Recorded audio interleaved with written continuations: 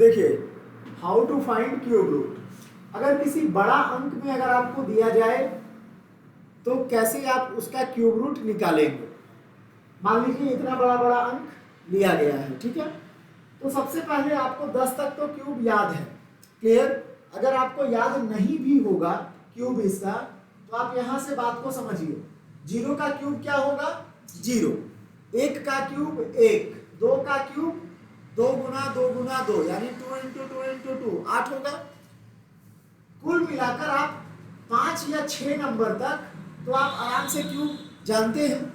अगर दिक्कत करेगा तो कौन सा दिक्कत करेगा? 7 8 9, यही 3 ना। 10 का तो आप निकाल ही लेंगे। तो मतलब कुल मिलाकर के आपको 0 से लेकर के 10 तक का क्यूब पता होना चाहिए, क्लियर। तो अब चलिए देखते हैं इसके आगे क्या किया जाए। एक थोड़ा सा बात यहाँ पर समझिए कि अगर मान लीजिए हम लोग ऐसा बोलते हैं कि 8, ठीक है, क्यूब रूट ऑफ 8 क्या होगा? 8 का मतलब क्या है? यहाँ पर 2 इंटू 2 इंटू 2, 8 को लिख सकते हैं। और यहाँ करनी में सर्ट्स में क्यूब रूट में यहाँ पर कितना है? 3, क्लियर। 3 तो 3 का पेयर बनाकर निकालेंगे तो इसके लिए बाहर क्या निकलेगा? यानी अगर 3 रूट 8 रहे तो इसका क्या निकलेगा? 2। ये बात समझ में आ रहा है? तो इसी तरह से ये बात समझ में आ रहा है ना सभी को?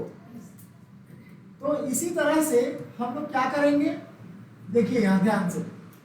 यहां पर जो ये अंक है 571787, तो यहां पर 7 है लास्ट में। यहां इकाई अंक पर हम देखते हैं,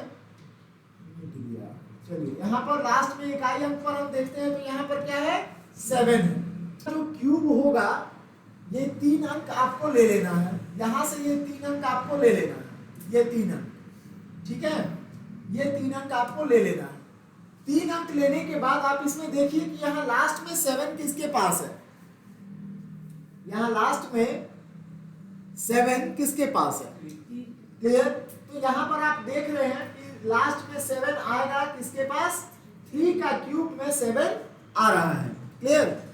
तो यहाँ पर हम लोग ये यहाँ पर क्या लिख देंगे? 3, क्लियर।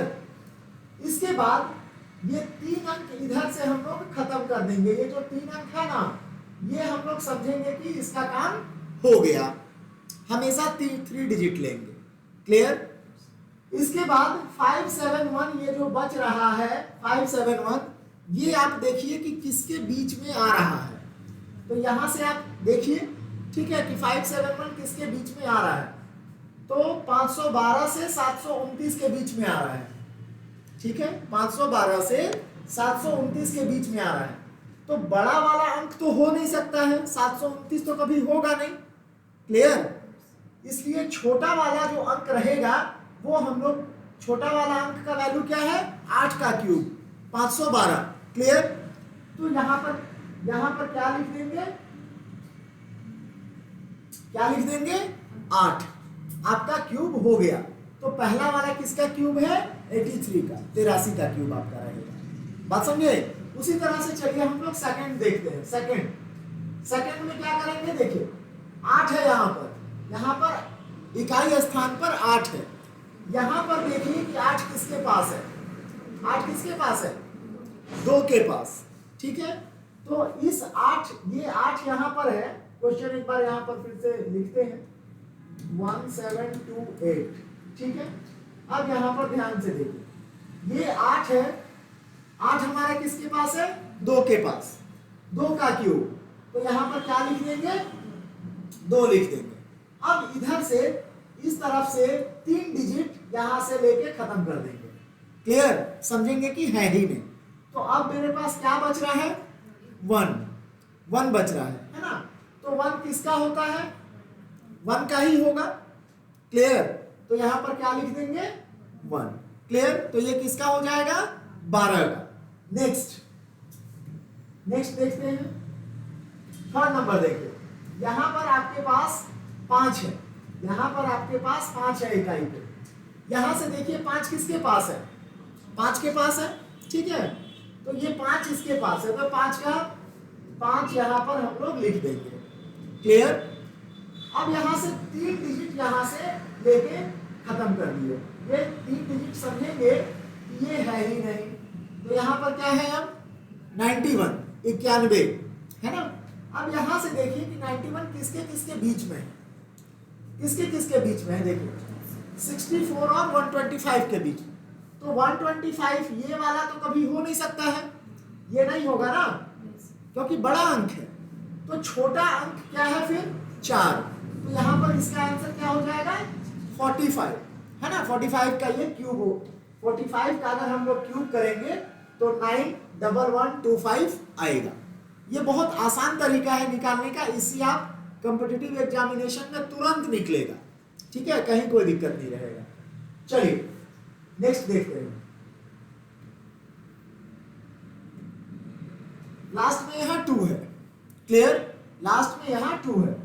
तो यहाँ देखिए आप कि 2 का क्यूब अगर हम लोग करते हैं तो किसके पास 2 किसके पास है, किसके पास है 8 के पास। तो यहाँ पर क्या लिख देंगे 8। ये 3 अंक यहाँ से हम लोग क्या करेंगे कैंसिल आउट। अब है 21, ये डिजिट बच गया 21, 2 डिजिट। 21 यहाँ किसके किसके बीच में है 8 और 27 के बीच में। क्लियर? 27 हो नहीं सकता है क्योंकि ये बड़ा अंक है, तो 27 नहीं होगा।